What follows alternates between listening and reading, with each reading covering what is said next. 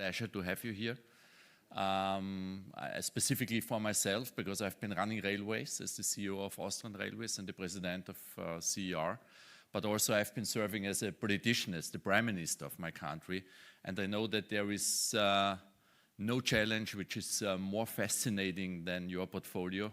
But on the other hand, for a politician with perspectives, there's also no more scaring portfolio, because you're facing a lot of challenges, and I think you have a very critical press here, very transparent, very demanding clients, and we're all looking forward to your introduction and listening to your plans, how you're going to fix all the issues which you have inherited. Thanks, Minister Wissing. The floor is yours.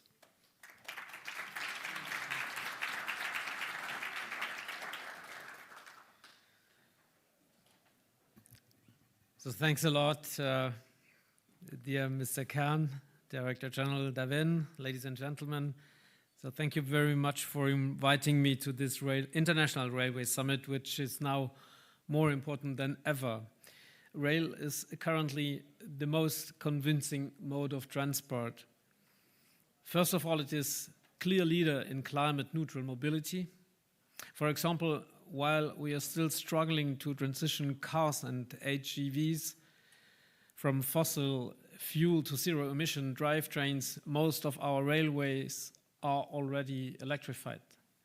Secondly, in the past 2 pandemic years, rail has proven a reliable, dependable means of transport, steadfastly and safely carrying people and goods to their destinations, even throughout the hard lockdown.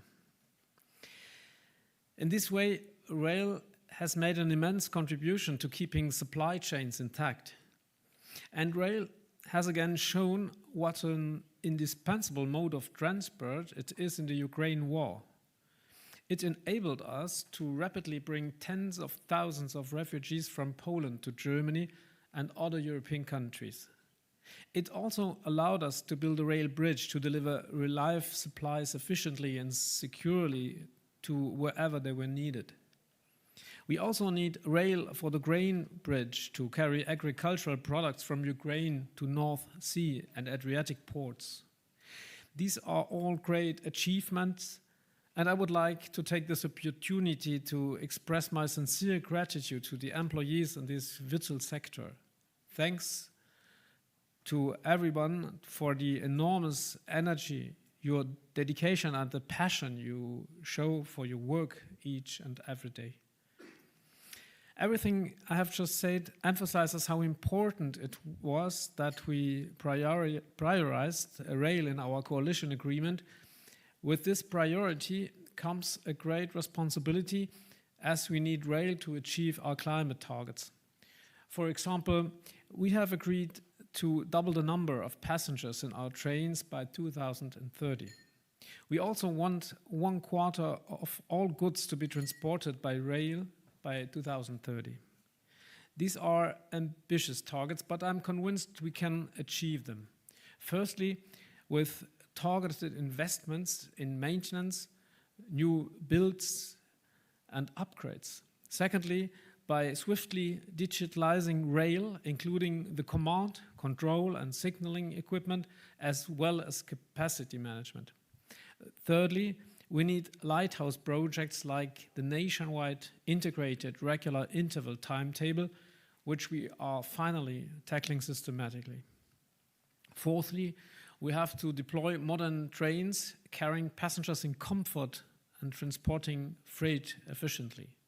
Fifthly, and finally, we have to become faster overall when planning, building and commissioning infrastructure. What does that mean specifically? For example, we will be finalizing our 2022 budget in the Bundestag this afternoon. This is the reason why I have to leave a little bit earlier than we planned. It includes an investment of 9.4 billion euros in rail transport this year. This funding is to increase gradually in the years to come. I know that critics say we should be increasing it much faster and by much more, but that is short-sighted. Anyone who takes the time to really scrutinize and analyze the railway sector soon sees that the current problems are not due to a lack of funding on our part. The fact is that more is not always better. More funding means more building sites, and not everyone appreciates that. At the moment, we have many complaints from freight services whose trains cannot run because there are too many building sites in the network.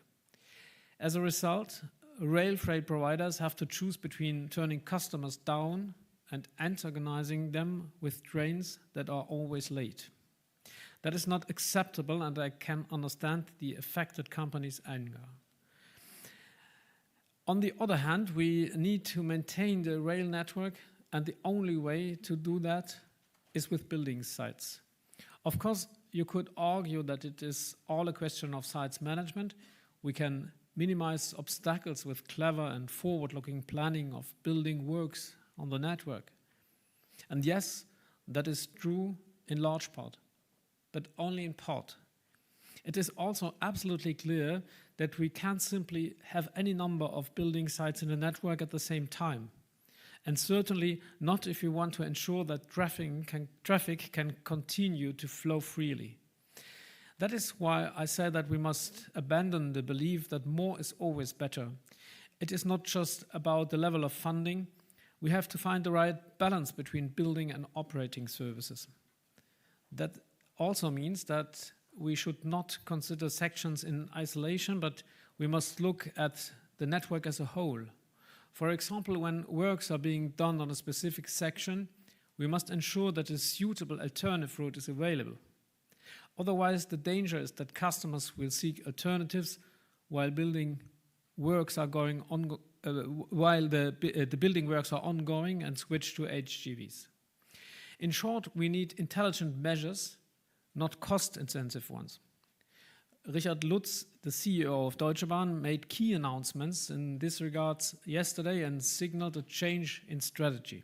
For example, construction projects in busy network corridors are to be tackled in groups. The idea is that it is better to close off an extensive section once than to cause constant delays with countless individual construction sites. The goal is to create a high-performance network. I am coordinating closely with Deutsche Bahn's leadership team and take them at their word. These announcements must not be empty rhetoric. We have a clear expectation of Deutsche Bahn, namely that capacity distributions will be minimized.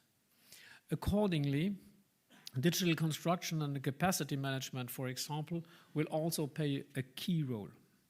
Especially in a complex system like the railway network, modern software allows us to quickly plan routes, workflows, diversions, and travel times, ensuring that the overall system still works optimally. At the same time, sensors in the infrastructure make preventive maintenance easier, giving early warnings when a set of points or an overhead line needs repair to keep traffic running smoothly. This is further evidence of how digitalization can solve problems. Again and again, digitalization proves itself the key tool for mastering the challenges of our time. I'm certain that it will help us make a quantum leap forward in quality, reliability, and attractiveness across the entire rail system. We need ETCS and digital signal boxes, and of course, digital automatic coupling, or DAC too. DAC is the most important innovation in freight transport in decades. To achieve this, we need Europe-wide standards and pan-European implementation. Our DAC demonstrator project is currently testing various digital coupling systems for suitability. The results will directly inform the European standardization process. And as the federal government, we are championing a follow-up European financial assistance program at European level. So, ladies and gentlemen, European cooperation of this kind is essential for the future of the rail mode as businesses want to transport their goods across borders and people want to travel freely across borders. One thing is certain, in the 21st century, railways will be European, they will be climate neutral and, above all, digital. That is the goal. Unlike other modes of transport, it is already within reach for rail. The sector has proven again and again that it is in the Champions League of progress and innovation. And that is why I am really looking forward to a positive and successful working relationship. So thank you very much for listening, and I wish you a very successful summit. Thanks a lot.